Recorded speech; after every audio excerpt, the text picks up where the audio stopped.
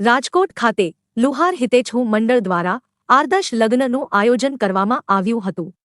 રાજકોટ ખાતે તારીખ 13/3/2024ને બુધવારના રોજ રાજકોટ લુહાર હિતેચ્છુ મંડળ દ્વારા આદર્શ લગ્ન કરવામાં આવ્યા હતા, જેમાં સમાજના દાતાઓ તથા કાર્યકરોનો પૂરતો સહયોગ મળ્યો હતો.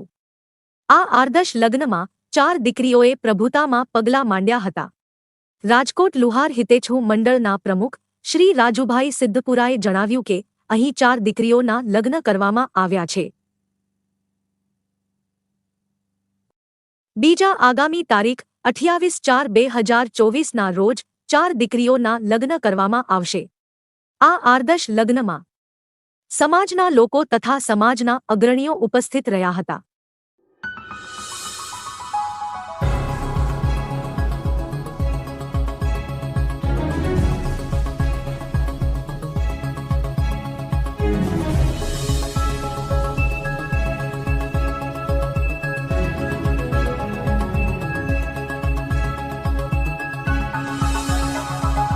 તમામ માહિતી માટે ચેનલને સબસ્ક્રાઇબ, લાઇક અને શેર જરૂરથી કરો.